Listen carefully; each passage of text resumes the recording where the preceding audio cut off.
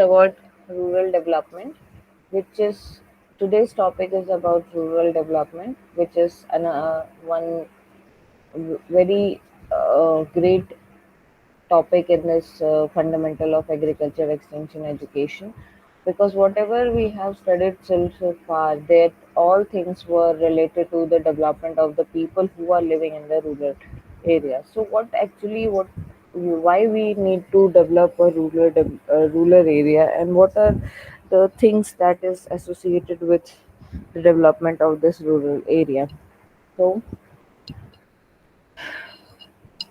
the first, we should know the concept why we want to have a rural development. What is actually a rural development is, and how much it is implemented to the people, and why it should be given emphasis, given a more importance, or should people emphasize on rural development.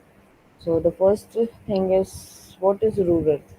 So, if we see in a very common language what rural is an area where the people are engaged in primary industry, in the sense that they produce things directly from the first time, for the first time in cooperation with nature. As a society or a community can be classified as rural based on the criteria of low population density, less social differences, less social and spatial mobility, or slow rate of social change. That is, agriculture would be the major occupation of the rural area. So, this definition by Srivastava in 1961 has explained a lot about the rural life, and which is nowadays also uh, very much true and valid. Like what he said is, like, whatever they produce, it is directly beneficial to them through the times and corporation. So, what does times in cooperation here means is, like, whatever the crops, the fruits, the flowers, or the byproducts of all the agriculture things that are produced by a farmer in a rural area, has a direct impact of getting monetary support from the cooperatives.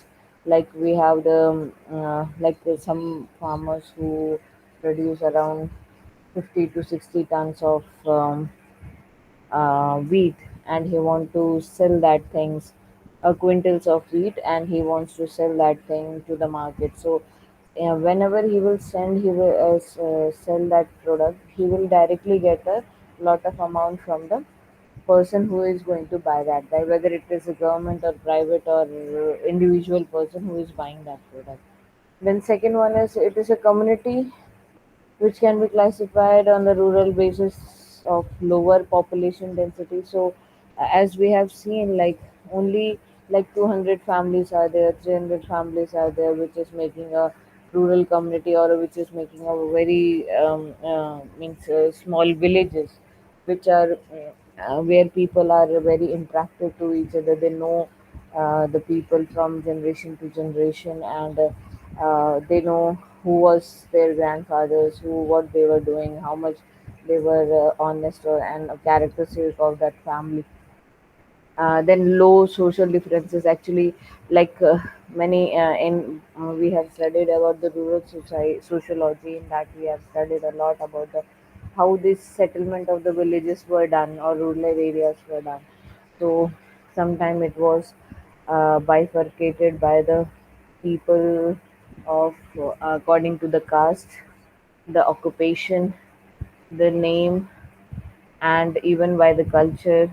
So, less social differences here is differentiation means, like, those who are from the higher caste, they are all the people in that village are from higher caste. So there is no disparity of higher or lower, or and if there are the people who are of all villages are making some working for cottage industry and earning money by themselves. So no disparity is there. Like, why are you working? And one person is very much, what we can say, higher in state, status and one is lower in status. So these type of things are not there. These type of things can be seen in urban areas where people are resettled by or migrated from different areas and they get settled. So they are unaware of the culture that is followed by the other.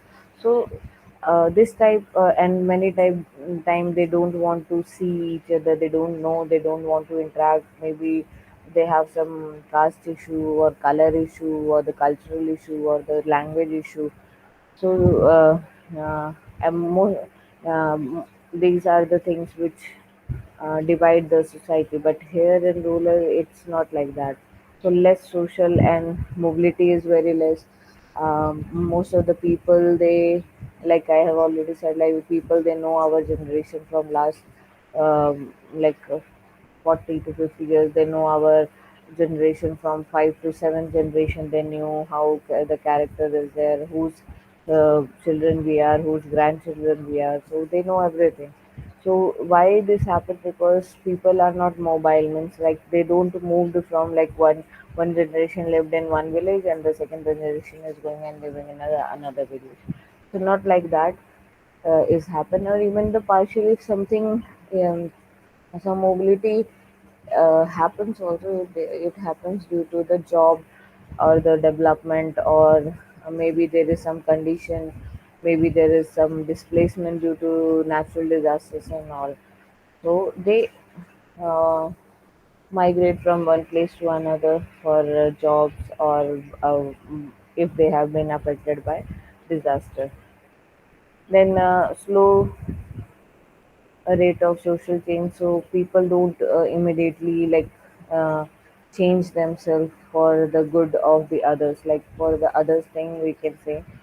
For example, like in urban, if there is a one new technology mobile has been introduced, has been introduced, so they are not going to immediately buy all these products and launch that products in their home. They will wait for some time, or they don't want to invest money because whatever the phone they are having, it is enough for them. So they are not in the service line, they are in the field or practical line. So they have to work by hands, manual work is there. So they don't change themselves according to the things as compared to the rate of change is very high in the urban areas. So I've already said like there is some manual work. Why it is a manual work? Because agriculture needs all the manpower for the work in the field. So no technology related things can be happen immediately in the agriculture occupation.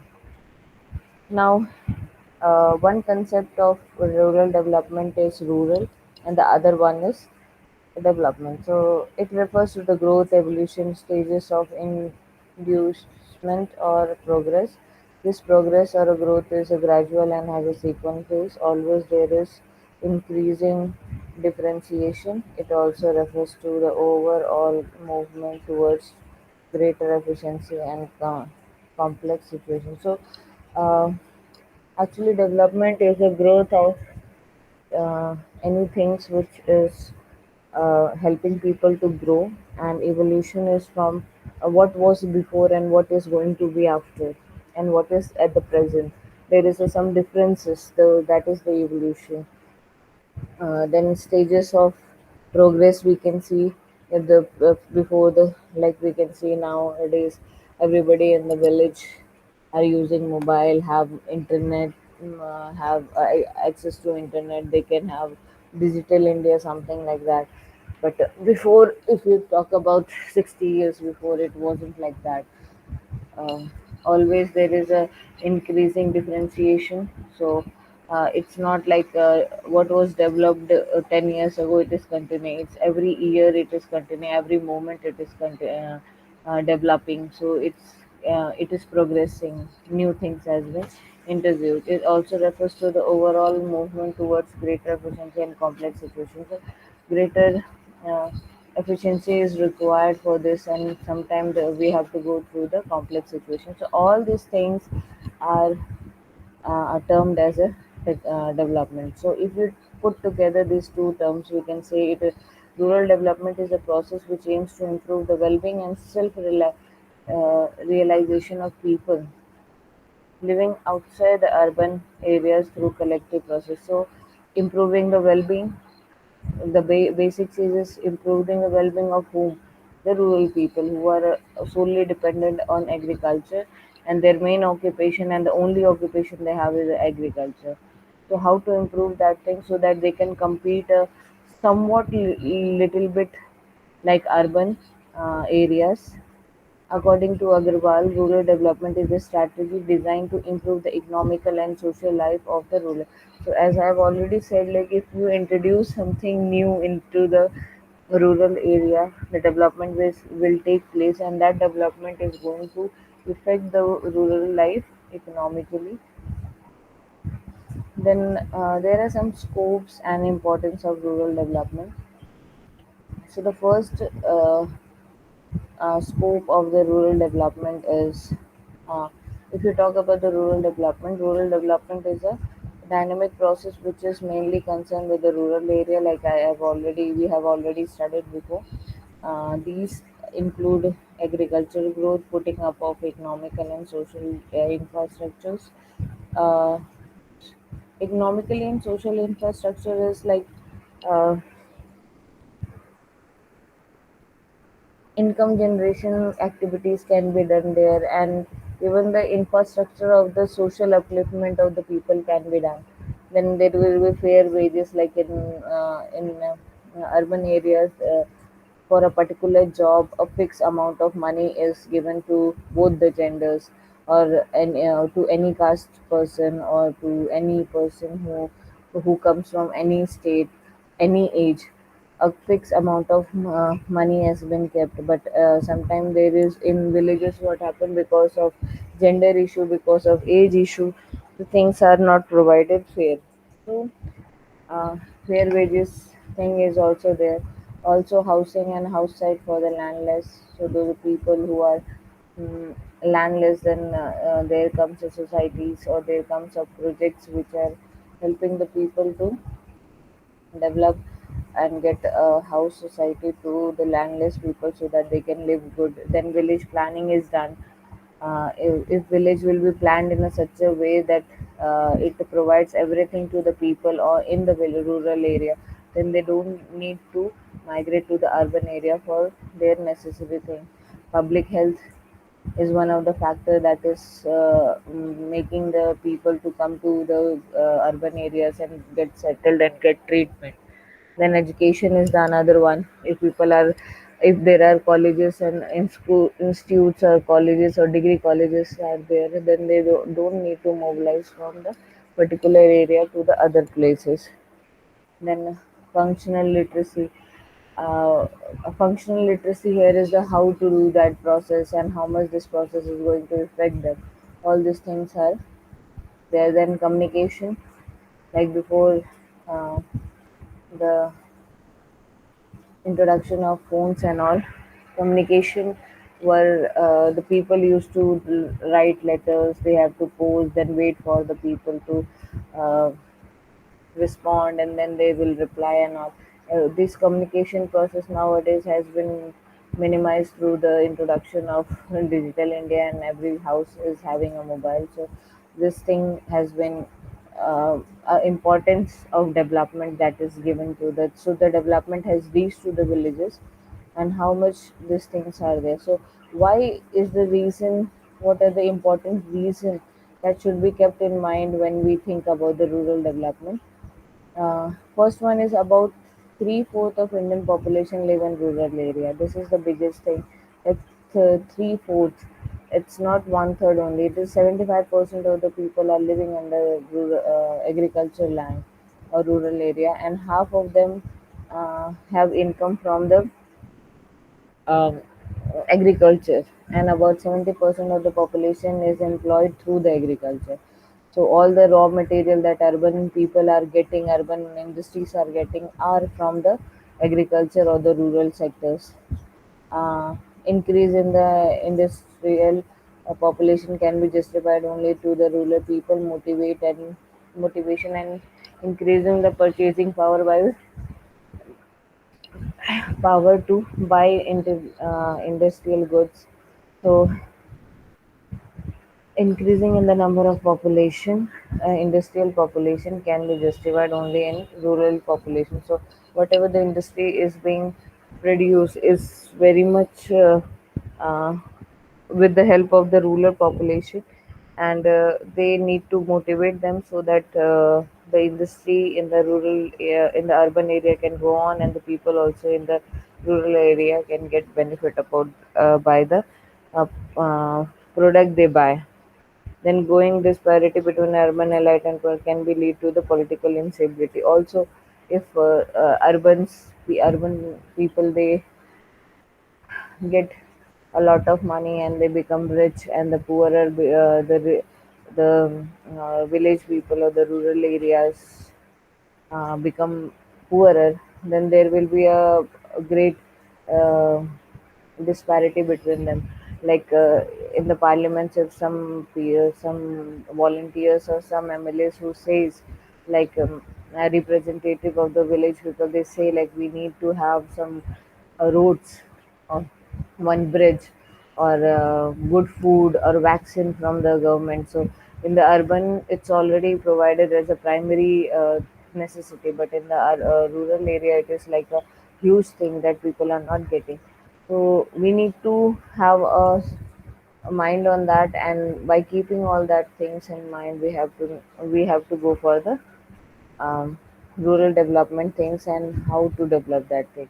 Then what are the objectives of rural development are the to achieve enhanced productivity, production and productivity in the, so just not that people are going to get um, benefit out of it.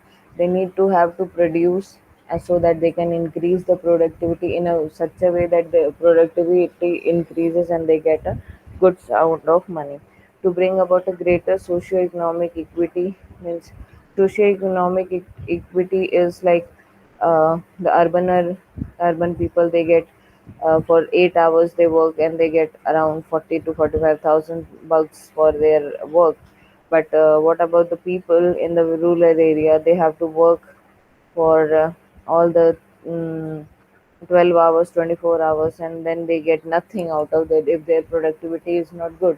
So, socioeconomic equity is a very great objective of this rural development. We have to maintain so that the people uh,